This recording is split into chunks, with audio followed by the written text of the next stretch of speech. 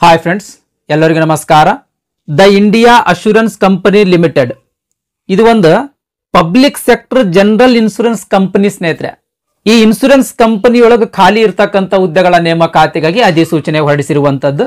ಈ ಅಧಿಸೂಚನೆದ ಸಂಪೂರ್ಣ ಮಾಹಿತಿ ಈ ವಿಡಿಯೋದೊಳಗಿರುತ್ತೆ, ಹಾಗಾಗಿ ವಿಡಿಯೋ ಸ್ಕಿಪ್ ಮಾಡಲಾರ್ದಂಗೆ ಕೊನೆ ತನಕ ನೋಡ್ರಿ. ಇದೇನ್ರಿ public sector general insurance company ಅಂದ್ರೆ ಕೇಂದ್ರ ಸರ್ಕಾರದ ಅಡಿಯಲ್ಲಿ ಬರುವಂತ ಒಂದು ಕಂಪನಿ ಸ್ನೇಹಿತರೆ. ಅಂದ್ರೆ ಸೆಂಟ್ರಲ್ ಗವರ್ನಮೆಂಟ್ ಅಂಡರ್ ಒಳಗ ಕಾರ್ಯನಿರ್ವಹಿಸ್ತಕ್ಕಂಥ ಒಂದು ಕಂಪನಿ. ಈಗೇನ 500 ಸಹಾಯಕರ ಹುದ್ದೆಗಳ ಕಾಲ್ಫಾರ್ಮ್ ಮಾಡ್ಯಾರಲ್ರಿ, ಇವು ಪರ್ಮನೆಂಟ್ ಜಾಬ್ ರೀ. ಇವು ಕಾಂಟ್ರಾಕ್ಟ್ ಬೇಸ್ಡ್ ಜಾಬ್ ಅಲ್ಲ, ಇವು ಪರ್ಮನೆಂಟ್ ಜಾಬ್ ಸ್ನೇಹಿತರೆ. ಇವು ಕೇಂದ್ರ ಸರ್ಕಾರದ ಖಾಯಂ ಹುದ್ದೆಗಳ ಸ್ನೇಹಿತರೆ. ಒಟ್ಟಾರೆಯಾಗಿ 500 ಅಸಿಸ್ಟೆಂಟ್ ಅಥವಾ 500 ಸಹಾಯಕ ಹುದ್ದೆಗಳ ಖಾಲಿ ಇರುವಂತದ್ದು. ಈ 500 ಸಹಾಯಕ ಅಥವಾ ಅಸಿಸ್ಟೆಂಟ್ ಹುದ್ದೆಗಳಲ್ಲಿ ಕರ್ನಾಟಕ ರಾಜ್ಯಕ್ಕೆ 50 ಹುದ್ದೆಗಳು ಮೀಸಲಿರುವಂತದ್ದು ಸ್ನೇಹಿತರೆ. ಇದೊಂದು ಅಫೀಸಿಯಲ್ ವೆಬ್ಸೈಟ್ ಕೊಟ್ಟಾರ ನೋಡ್ರಿ. ಈ ಅಫೀಸಿಯಲ್ ವೆಬ್ಸೈಟ್ಗೆ ಹೋಗಿ ಆನ್ಲೈನ್ ಮುಖಾಂತರ ಅರ್ಜಿ ಸಲ್ಲಿಸಬೇಕು. ಅರ್ಜಿ ಸಲ್ಲಿಸ್ಲಕ್ ಪ್ರಾರಂಭ ದಿನಾಂಕ ಡಿಸೆಂಬರ್ 17, 2024. ಅರ್ಜಿ ಸಲ್ಲಿಸ್ಲಕ್ ಕೊನೆಯ ದಿನಾಂಕ ಜನವರಿ 1, 2025 ಆಗಿರ್ತದೆ. ಈ ಅವಧಿ ಒಳಗ ನೀವು ಅರ್ಜಿಯನ್ನ ಸಲ್ಲಿಸಬೇಕು. ಈ ಹುದ್ದೆಗಳಿಗೆ ಸ್ಪರ್ಧಾತ್ಮಕ ಪರೀಕ್ಷೆಯ ಮೂಲಕ ನೇಮಕಾತಿ ಮಾಡ್ಕೊಳ್ತಾರೆ. ಒಟ್ಟು 2 ಎಕ್ಸಾಮ್ ಬರ್ತಾವ. ಪ್ರಿಲಿಮಿನರಿ ಎಕ್ಸಾಮ್, ಮೇನ್ ಎಕ್ಸಾಮ್ ಅಂತ 2 ಎಕ್ಸಾಮ್ ಬರ್ತಾವ. ಈ ಪ್ರಿಲಿಮಿನರಿ ಎಕ್ಸಾಮ್ ಮತ್ತು ಮೇನ್ ಎಕ್ಸಾಮ್ ಯಾವಾಗ ನಡೀತದ ಅಂತ ಟೆಂಟೇಟಿವ್ ಡೇಟ್ ಕೊಟ್ಟಿರುವಂಥದ್ದು, ಅಂದ್ರೆ ಸಂಭವನೀಯ ದಿನಾಂಕ ಕೊಟ್ಟಿರುವಂಥದ್ದು ಸ್ನೇಹಿತರೆ. ಪ್ರಿಲಿಮಿನರಿ ಎಕ್ಸಾಮ್ ಜನವರಿ 27, 2025 ನಡೆಸಲಾಗ್ತದ. ಅದೇ ರೀತಿ ಮೇನ್ ಎಕ್ಸಾಮಿನೇಷನ್ ಮಾರ್ಚ್ 2, 2025 ನಡೀತದ ಅಂತ ಒಂದು ಸಂಭವನೀಯ ದಿನಾಂಕ ಕೊಟ್ಟಿರುವಂಥದ್ದು ಸ್ನೇಹಿತರೆ. ನೆಕ್ಸ್ಟ್ ಹಾಲ್ ಟಿಕೆಟ್ ಯಾವಾಗ ಡೌನ್ಲೋಡ್ ಮಾಡ್ಕೊಳ್ಬೇಕಂತಂದ್ರೆ ಇನ್ನ ಎಕ್ಸಾಮ್ 7 ದಿನ ಆದ ಅನ್ನಕ್ಕೆ ಹಾಲ್ ಟಿಕೆಟ್ ಡೌನ್ಲೋಡ್ ಮಾಡ್ಕೊಳ್ಬಹುದು ಸ್ನೇಹಿತರೆ. ಇಲ್ಲಿ ಏನು ಅಫೀಸಿಯಲ್ ವೆಬ್ಸೈಟ್ ಕೊಟ್ಟಾರಲ್ರಿ, ಈ ಅಫೀಸಿಯಲ್ ವೆಬ್ಸೈಟ್ಗೆ ಹೋಗಿ ನೀವು ನಿಮ್ದು ಹಾಲ್ ಟಿಕೆಟ್ ಡೌನ್ಲೋಡ್ ಮಾಡ್ಕೊಳ್ಬಹುದು. ನೆಕ್ಸ್ಟ್ ವಯೋಮಿತಿ ಬಗ್ಗೆ ನೋಡೋದಾದ್ರೆ ಈ ಹುದ್ದೆಗಳಿಗೆ ಅರ್ಜಿ ಸಲ್ಲಿಸಬೇಕಾಗಿತ್ತು ಅಂದ್ರೆ ಕನಿಷ್ಠ 21 ವರ್ಷ ವಯಸ್ಸಾಗಿರ್ಬೇಕು. ಆದರೆ ಗರಿಷ್ಠ 30 ವರ್ಷ ಮೀರಿರಬಾರದು. ಗರಿಷ್ಠ 30 ವರ್ಷ ಮೀರಿರಬಾರದು. ಈ ಗರಿಷ್ಠ ವಯೋಮಿತಿಯ ಮೇಲೆ ಇನ್ ಅಡಿಷನ್ ಆಗಿ ಏಜ್ ರಿಲ್ಯಾಕ್ಸೇಷನ್ ಕೂಡ ನೀಡಲಾಗ್ತದೆ. ಆ ಏಜ್ ರಿಲ್ಯಾಕ್ಸೇಷನ್ ಬಗ್ಗೆ ನೋಡೋದಾದ್ರೆ SC ಮತ್ತು ST ಕ್ಯಾಟಗರಿ ಅಭ್ಯರ್ಥಿಗಳಿದ್ರಿ ಅಂದ್ರೆ 5 ವರ್ಷ, OBC ಕ್ಯಾಟಗರಿ ಅಭ್ಯರ್ಥಿಗಳಿದ್ರೆ 3 ವರ್ಷ, ಅಂಗವಿಕಲ ಅಭ್ಯರ್ಥಿಗಳಿದ್ರೆ 10 ವರ್ಷ, ಆಮೇಲೆ ಮಾಜಿ ಸೈನಿಕ ಅಭ್ಯರ್ಥಿ ಇದ್ರಿ ಅಂತ ತಿಳ್ಕೊಳ್ರಿ. ಎಷ್ಟು ವರ್ಷ ಸೈನ್ಯದೊಳಗೆ ಸೇವೆ ಸಲ್ಲಿಸಿರ್ತೀರೋ ಅದರ ಮೇಲೆ ಇನ್ ಅಡಿಷನ್ ಆಗಿ 3 ವರ್ಷ, ಆಮೇಲೆ ವಿಧವೆ ಮಹಿಳಾ ಅಭ್ಯರ್ಥಿಗಳಿದ್ರಿ ಅಥವಾ ಡಿವೋರ್ಸ್ಡ್ ಆಗಿರುವಂತಹ ಮಹಿಳಾ ಅಭ್ಯರ್ಥಿಗಳಿದ್ರಿ ಅಂತಂದ್ರೆ 5 ವರ್ಷ. ಈ ರೀತಿ ಗರಿಷ್ಠ ವಯೋಮಿತಿಯ ಮೇಲೆ ಇನ್ ಅಡಿಷನ್ ಆಗಿ ಏಜ್ ರಿಲ್ಯಾಕ್ಸೇಷನ್ ನೀಡಲಾಗ್ತದೆ ಸ್ನೇಹಿತರೆ. ಅಂದ್ರ ಇವಾಗ ಈ SC ಮತ್ತು ST ಕ್ಯಾಟಗರಿಗೆ ಸೇರಿದ ಅಭ್ಯರ್ಥಿಗಳಿದ್ರಿ ಅಂತ ತಿಳ್ಕೊಳ್ರಿ, 5 ವರ್ಷ ಇನ್ ಅಡಿಷನ್ ಆಗಿ ಏಜ್ ರಿಲ್ಯಾಕ್ಸೇಷನ್ ನೀಡಲಾಗ್ತದೆ. ಅಂದ್ರೆ ಗರಿಷ್ಠ 30 + 5 ಅಂದ್ರೆ 35 ವರ್ಷ ವಯಸ್ಸಿನ ತನಕ ನೀವು ಅರ್ಜಿ ಸಲ್ಲಿಸಬಹುದು. ಅದೇ ರೀತಿ OBC ಕ್ಯಾಟಗರಿ ಅವರು 30 + 3 ಅಂತಂದ್ರೆ 33 ವರ್ಷ ವಯಸ್ಸಿನ ತನಕ ಅರ್ಜಿ ಸಲ್ಲಿಸಬಹುದು ಸ್ನೇಹಿತರೆ. ಓಕೆ ರೀ. ನೆಕ್ಸ್ಟ್ ಎಜುಕೇಶನ್ ಕ್ವಾಲಿಫಿಕೇಶನ್ ಬಗ್ಗೆ ನೋಡೋದಾದ್ರೆ ಡಿಗ್ರಿ ಪಾಸ್ ಮಾಡಿರ್ತಕ್ಕಂಥ ಎಲ್ಲಾ ಅಭ್ಯರ್ಥಿಗಳ ಈ ಹುದ್ದೆಗಳಿಗೆ ಅರ್ಜಿ ಸಲ್ಲಿಸಬಹುದು. ಅದು ಯಾವ್ದಾದ್ರು ಡಿಗ್ರಿ ಆಗಿರ್ಬಹುದ್ರಿ. ಇದೇ ಡಿಗ್ರಿ ಮುಗಿಸ್ಬೇಕಂತೇನಿಲ್ಲ, ಯಾವ್ದಾದ್ರು ಒಂದು ಡಿಗ್ರಿ ಮುಗಿಸಿದ್ರಿ ಅಂತ ತಿಳ್ಕೊಳ್ರಿ, ಈ ಅಸಿಸ್ಟೆಂಟ್ ಹುದ್ದೆಗಳಿಗೆ ಅರ್ಜಿ ಸಲ್ಲಿಸಬಹುದು. ಅಂದ್ರ ಅದು BA ಆಗಿರ್ಬೋದು, BCom ಆಗಿರ್ಬೋದು, BSc ಆಗಿರ್ಬೋದು, BCA ಆಗಿರ್ಬೋದು, BBM ಆಗಿರ್ಬೋದು, ಈ ರೀತಿ ಯಾವ್ದಾದ್ರು ಡಿಗ್ರಿ ಆಗಿರ್ಬೋದು. ಮತ್ ನಾ ಯಾವ್ದಾದ್ರೆ ಒಂದು ಡಿಗ್ರಿ ಬಿಟ್ಟಿನಂತ ಈ ಡಿಗ್ರಿದ ಮುಗಿಸಿದವರು ಅರ್ಜಿ ಸಲ್ಲಿಸಬಹುದು ಅಂತ ಕಮೆಂಟ್ ಮಾಡಬೇಡ್ರಿ. ಯಾವ್ದಾದ್ರು ಒಂದು ಡಿಗ್ರಿ ಮುಗಿಸಿದ್ರಿ ಅಂತ ತಿಳ್ಕೊಳ್ರಿ, ನೀವು ಈ ಹುದ್ದೆಗಳಿಗೆ ಅರ್ಜಿ ಸಲ್ಲಿಸಬಹುದು. ನಿಮ್ದು ಡಿಗ್ರಿ ಏನದಲ್ರಿ ಡಿಸೆಂಬರ್ 1, 2024 ಒಳಗಾಗಿ ಪಾಸ್ ಮಾಡಿರ್ಬೇಕ್ರಿ. ಇನ್ನ final sem exam result wait ಮಾಡ್ತಾ ಇರ್ತಕ್ಕಂಥವ್ರ ಅರ್ಜಿ ಸಲ್ಲಿಸ್ಲಾಕ ಎಲಿಜಿಬಲ್ ಇರಂಗಿಲ್ಲ. ನೆಕ್ಸ್ಟ್ ಇನ್ನ ಒಂದು ಎಲಿಜಿಬಿಲಿಟಿ ಕ್ರಿಟೇರಿಯಾ ಏನು ಅಂತಂದ್ರ SSLC ಆಗಿರ್ಬೋದು, PUC ಆಗಿರ್ಬೋದು, ಅಥವಾ ಪದವಿ ಆಗಿರ್ಬೋದು, ಅಥವಾ ಡಿಗ್ರಿ ಆಗಿರ್ಬೋದು. ಈ 3 ಎಜುಕೇಶನ್ ಕ್ವಾಲಿಫಿಕೇಶನ್ ಒಳಗ ಯಾವ್ದಾದ್ರು ಒಂದು ಎಜುಕೇಶನ್ ಕ್ವಾಲಿಫಿಕೇಶನ್ ನಲ್ಲಿ ಇಂಗ್ಲಿಷ್ ಒಂದು ಸಬ್ಜೆಕ್ಟ್ ಆಗಿ ಓದಿರ್ಬೇಕು. ಅಂದ್ರೆ ಒಂದು ವಿಷಯವಾಗಿ ಇಂಗ್ಲಿಷ್ ಅನ್ನ ಓದಿರ್ಬೇಕು ಸ್ನೇಹಿತರೆ. ಓಕೆ ರೀ. ನೆಕ್ಸ್ಟ್ ಸೆಲೆಕ್ಷನ್ ಪ್ರಾಸೆಸ್ ಬಗ್ಗೆ ನೋಡೋಣ್ರಿ. ಅಂದ್ರೆ ನೇಮಕಾತಿ ಹಂತಗಳ ಬಗ್ಗೆ ನೋಡೋಣ ಸ್ನೇಹಿತರೆ.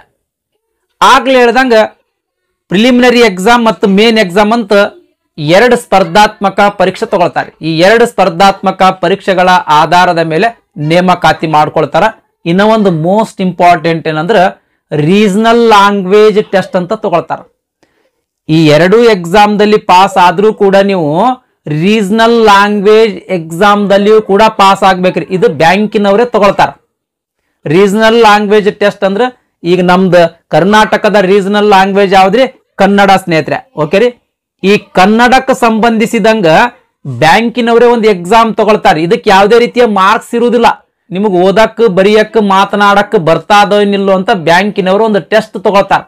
ಈ ಟೆಸ್ಟ್ ನಲ್ಲಿ ನೀವು ಕಂಪಲ್ಸರಿ ಪಾಸ್ ಆಗ್ಲೇಬೇಕು.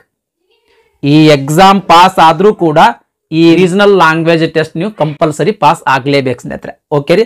ನೆಕ್ಸ್ಟ್ ಇನ್ನು ಪ್ರಿಲಿಮಿನರಿ ಎಕ್ಸಾಮ್ ಆಮೇಲೆ ಮೇನ್ ಎಕ್ಸಾಮಿನೇಷನ್ ಬಗ್ಗೆ ನೋಡೋದಾದ್ರೆ ಪ್ರಿಲಿಮಿನರಿ ಎಕ್ಸಾಮ್ ಇದು ಫಸ್ಟ್ ಎಕ್ಸಾಮ್ ಸ್ನೇಹಿತರೆ. ಇದು ಕ್ವಾಲಿಫೈಯಿಂಗ್ ಎಕ್ಸಾಮ್.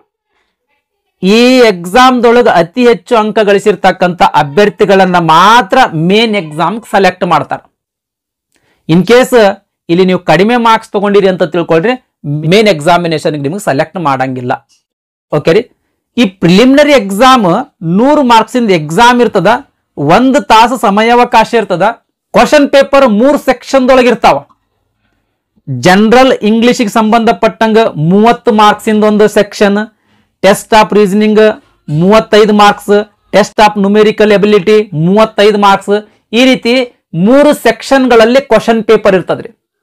ಪ್ರತಿಯೊಂದು ಸೆಕ್ಷನ್ಗೆ 20 ನಿಮಿಷ 20 ನಿಮಿಷ 20 ನಿಮಿಷ ಸಮಯಾವಕಾಶ ಇರ್ತದೆ. ಈ ರೀತಿ 3 ಸೆಕ್ಷನ್ಗಳಲ್ಲಿ ಕ್ವಶನ್ ಪೇಪರ್ ಅನ್ನ ಡಿವೈಡ್ ಮಾಡಲಾಗಿರ್ತದ್ರಿ. ಪ್ರತಿಯೊಂದು ಸೆಕ್ಷನ್ಗೆ ಆಗ್ಲೇ ಹೇಳ್ದಂಗ 20 ನಿಮಿಷ ಸಮಯಾವಕಾಶ ಇರ್ತದ.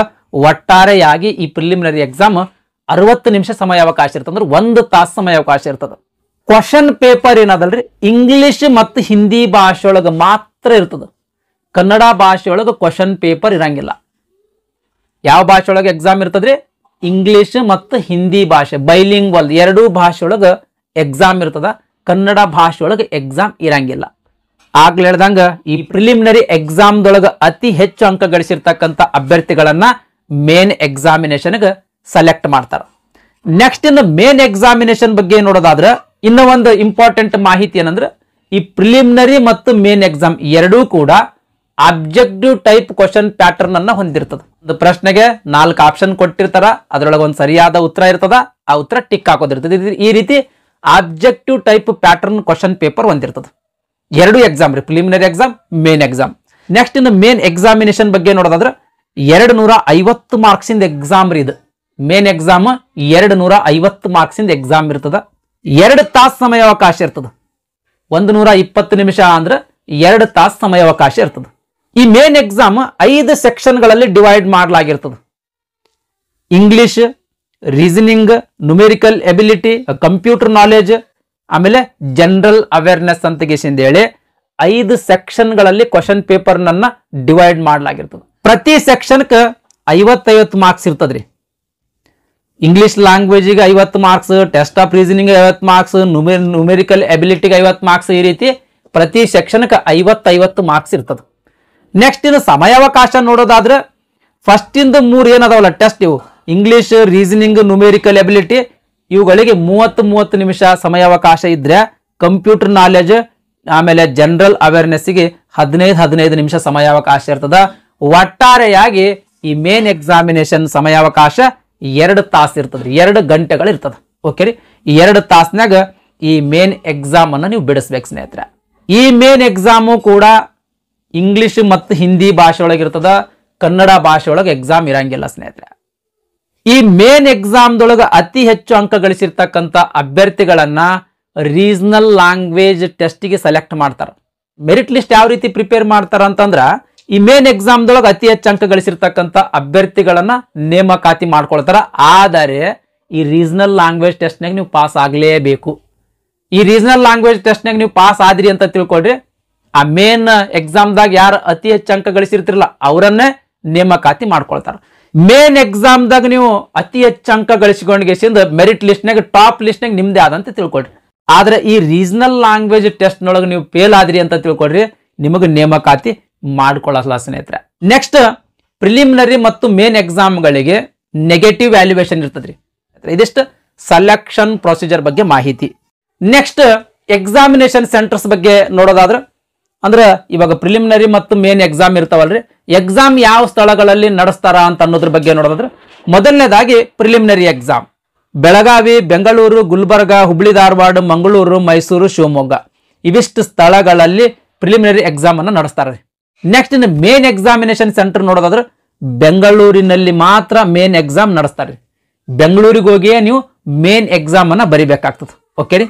ನೆಕ್ಸ್ಟ್ ಅರ್ಜಿ ಶುಲ್ಕದ ಬಗ್ಗೆ ನೋಡೋದಾದ್ರೆ SC ST ಅಂಗವಿಕಲ ಅಭ್ಯರ್ಥಿ ಆಮೇಲೆ ಮಾಜಿ ಸೈನಿಕ ಅಭ್ಯರ್ಥಿಗಳಿಗೆ 100 ರೂಪಾಯಿ ಅರ್ಜಿ ಶುಲ್ಕ ಇರ್ತದ.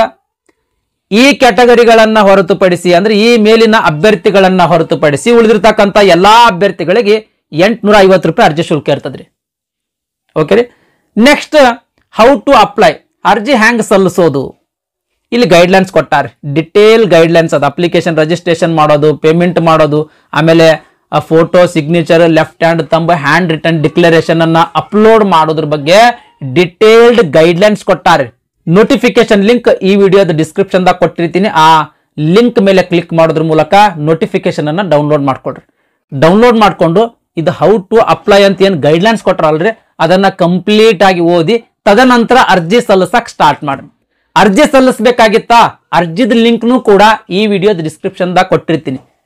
ಆ ಲಿಂಕ್ ಮೇಲೆ ಕ್ಲಿಕ್ ಮಾಡೋದ್ರ ಮೂಲಕ ಅರ್ಜಿ ಸಲ್ಲಿಸಕ್ ಸ್ಟಾರ್ಟ್ ಮಾಡ್ರಿ ಸ್ನೇಹಿತರೆ.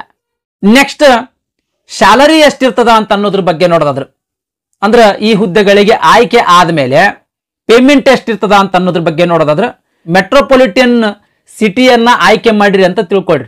ಮೆಟ್ರೋಪಾಲಿಟನ್ ಸಿಟಿ ಅಂದ್ರೆ ಬಹಳ ದೊಡ್ಡ ದೊಡ್ಡ ಸಿಟಿಗಳ್ರಿ, ಅಂದ್ರೆ ಹೈದರಾಬಾದ್, ಮುಂಬೈ, ಬೆಂಗಳೂರು ಇವೆಲ್ಲ ಮೆಟ್ರೋಪಾಲಿಟನ್ ಸಿಟಿ. ಅಲ್ಲಿ ನಿಮಗ ಪೋಸ್ಟಿಂಗ್ ಕೊಟ್ರ ಅಂತ ತಿಳ್ಕೊಳ್ರಿ. ಪ್ರತಿ ತಿಂಗಳಿಗೆ 40,000 ರೂಪಾಯಿ ಬೇಸಿಕ್ ಪೇಮೆಂಟ್ ಇರ್ತದ. ಇದ್ರ ಮೇಲೆ ಅಲವೆನ್ಸಸ್ ಎಲ್ಲ ಸೇರಿದ್ರೆ 48,000 ರೂಪಾಯಿದಿಂದ 50,000 ರೂಪಾಯಿ ತನಕ ನಿಮ್ ಕೈಗೆ ಸಿಗುವಂತದ್ದು ಸ್ನೇಹಿತರೆ. ಇನ್ನು ಮೆಟ್ರೋ ಸಿಟಿಗಳನ್ನ ಹೊರತುಪಡಿಸಿ ಇನ್ನು ಬೇರೆ ಸಿಟಿಗಳಲ್ಲಿ ಸ್ಯಾಲರಿ ಎಷ್ಟಿರ್ತದ ಅಂತ ಅನ್ನೋದ್ರ ಬಗ್ಗೆ ನೋಡೋದಾದ್ರೆ 28,000ದಿಂದ ಹಿಡ್ಕೊಂಡು 35,000 ರೂಪಾಯಿ ತನಕ ಪೇಮೆಂಟ್ ಇರುವಂತದ್ದು ಸ್ನೇಹಿತರೆ. ಇದಿಷ್ಟು new India assurance company limited ನಲ್ಲಿ ಖಾಲಿರುವ ಹುದ್ದೆಗಳ ನೇಮಕಾತಿಗಾಗಿ ಹೊರಡಿಸಿರ್ತಕ್ಕಂಥ ಅಧಿಸೂಚನೆಯ ಸಂಪೂರ್ಣ ಮಾಹಿತಿಯಾಗಿತ್ತು. ಈ ವಿಡಿಯೋ ನಿಮ್ಗೆ ಇಷ್ಟ ಆಗಿತ್ತು ಅಂದ್ರೆ ದಯಮಾಡಿ ಲೈಕ್ ಬಟನ್ ಮೇಲೆ ಪ್ರೆಸ್ ಮಾಡ್ರಿ. ಅದೇ ರೀತಿ ನಿಮ್ ಫ್ರೆಂಡ್ಸ್ರಿಗೂ ಕೂಡ ಶೇರ್ ಮಾಡ್ರಿ ಅಂತ ವಿನಂತಿಸಿಕೊಳ್ತಾ ಇವತ್ತಿನ ವಿಡಿಯೋವನ್ನ ಮುಗಿಸ್ತಾ ಇದ್ದೀನಿ. ಧನ್ಯವಾದಗಳು.